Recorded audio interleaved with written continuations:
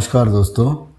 Middle east में लगातार बढ़ते तनाव के बीच एक बड़ी कूटनीतिक हलचल सामने आई है, जहां अमेरिका ने ईरान के सामने 15 शर्तों वाला एक प्रस्ताव रखा है और साफ संकेत दिया है कि अगर इन शर्तों को मान लिया जाता है तो युद्ध को रोका जा सकता है और क्षेत्र में शांति की प्रक्रिया शुरू हो सकती है। तो सूत्रों के मुताबिक ये प्रस्ताव सिर्फ एक सामान्य अपील नहीं है, बल्कि इसमें ईरान की सैन्य ताकत, परमाणु कार्यक्रम और उसके क्षेत्रीय प्रभाव को सीमित करने की स्पष्ट रणनीति शामिल है। तो पहली शर्त, ईरान अपने न्यूक्लियर प्रोग्राम को सीमित करे, यानी यूरेनियम संवर्धन को उस स्तर पर से ऊपर ना ले जाए जहाँ से परमाणु हथियार बनाने की संभावना बढ़ती है, और मौजूदा स्टॉक को भी कम करे। दूसरी शर्त, अंतर्राष्ट्रीय एजेंसियों को पूरी निगरानी की अनुमति दी जाए ताकि वो अचानक किसी भी परमाणु साइट पर जाकर जांच कर सके और कोई भी छुपा हुआ प्रोजेक्ट सामने आ सके। तीसरी शर्त, ईरान अपने बैलिस्टिक मिसाइल प्रोग्राम को सीमित करे, खासकर उन मिसाइलों को जो लंबी दूरी तक मार कर सकती है और परमाणु हथियार ले जाने में सक्षम हो सकती है। चौथी शर्त, ईरान सीधे या अपने सहयोगी समूहों के जरिए इजराइल के खिलाफ किसी भी तरह की सैन्य कार्रवाई बंद करे ताकि क्षेत्र में सीधी जंग का खतरा कम हो। पांचवी शर्त, हिजबुल्लाह और हमास जैसे संगठनों को फंडिंग, हथियार और ट्रेनिंग देना पूरी तरह बंद किया जाए, क्योंकि इन्हें क्षेत्रीय अस्थिरता की बड़ी वजह माना जाता है। छठी शर्त, यमन, सीरिया और इराक में मौजूद ईरान के समर्थित मिलिशिया नेटवर्क को धीरे धीरे खत्म किया जाए या कम से कम उनकी गतिविधियों को बहुत सीमित किया जाए।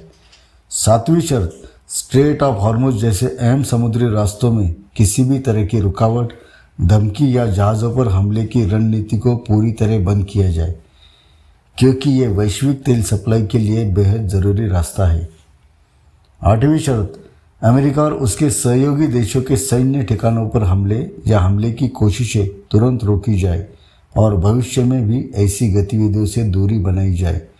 नौवीं शर्त, साइबर हमलों को भी युद्ध का हिस्सा माना जाता है, इसलिए ईरान को अपने साइबर ऑपरेशन को सीमित करना होगा, खासकर वो जो अमेरिका और उसके सहयोगियों के खिलाफ होते हैं। 10वीं शर्त, ईरान को सऊदी अरब, यूएई जैसे क्षेत्रीय देशों के साथ सीधे संवाद शुरू करना होगा ताकि टकराव की जगह बातचीत का रास्ता निकले। 11वीं शर्त, ड्रोन टेक्नोलॉजी और एडवांस हथियारों का ट्रांसफ़र दूसरे समूहों या देशों को देना बंद किया जाए, क्योंकि इससे युद्ध और फैल सकता है। 12वीं शर्त, सभी गुप्त सैन्य और परमाणु प्रोजेक्ट्स को सार्वजनिक किया जाए ताकि अंतर्राष्ट्रीय समुदाय को भरोसा हो सके। 13वीं शर्त, तेल और गैस की सप्लाई को हथियार की तरह इस्तेमाल करने की रणनीति खत्म की जाए, यानी वैश्विक बाजार को प्रभावित करने की कोशिश ना की जाए। 14वीं शर्त, जो विदेशी नागरिक या ड्यूल नेशन लोग हिरासत में हैं उन्हें रिहा किया जाए ताकि मानवीय स्तर पर भरोसा बढ़े। और 15वीं शर्त, एक लंबे समय के शांति समझौते के लिए औपचारिक बातचीत शुरू करने पर सहमति दी जाए ताकि ये सिर्फ अस्थायी सीज़फायर न रहकर स्थायी समाधान बन सके। अब इन शर्तों के बदले अमेरिका क्या देने को तैयार है वो भी देखते हैं। अब सबसे बड़ा सवाल ये है, अगर ईरान ये शर्तें मानता है तो उसे क्या मिलेगा। तो पहला, ईरान पर लगे कड़े आर्थिक प्रतिबंधों में धीरे धीरे राहत दी जाएगी, जिससे उसकी अर्थव्यवस्था को बड़ा सहारा मिल सकता है। दूसरा, ईरान को अंतर्राष्ट्रीय व्यापार प्रणाली में दोबारा शामिल किया जाएगा, जिससे वो खुलकर व्यापार कर सकेगा, यानी खुलकर अपना तेल बेच सकेगा। तीसरा, तेल निर्यात पर लगी पाबंदियों को भी हटाया जा सकता है, जिससे ईरान की सबसे बड़ी आय का स्रोत फिर से चालू हो जाएगा। चौथा, विदेशों में फ्रीज की गई अरबों डॉलर की ईरानी संपत्तियों को वापस देने की प्रक्रिया शुरू हो सकती है।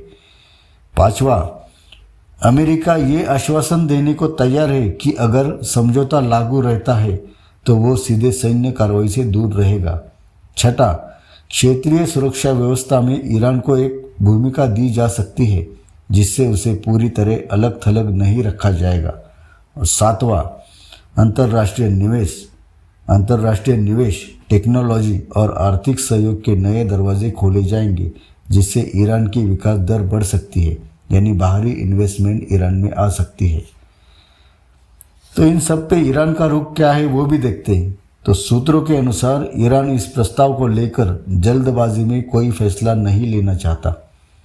ईरान का साफ कहना है कि वो दबाव में झुकने वाला नहीं है और अपनी संप्रभुता और सुरक्षा से कोई समझौता नहीं करेगा। हालांकि संकेत ये भी मिल रहे हैं कि अगर प्रतिबंध हटाने की गारंटी मजबूत और लिखित रूप में मिलती है तो बातचीत आगे बढ़ सकती है। तो कुल मिलाकर दोस्तों, ये 15 पॉइंट्स का प्रस्ताव मिडल ईस्ट में शांति की दिशा में एक बड़ा कदम माना जा रहा है, लेकिन इसमें कई जटिल शर्तें भी हैं जिन्हें मानना ईरान के लिए आसान नहीं होगा।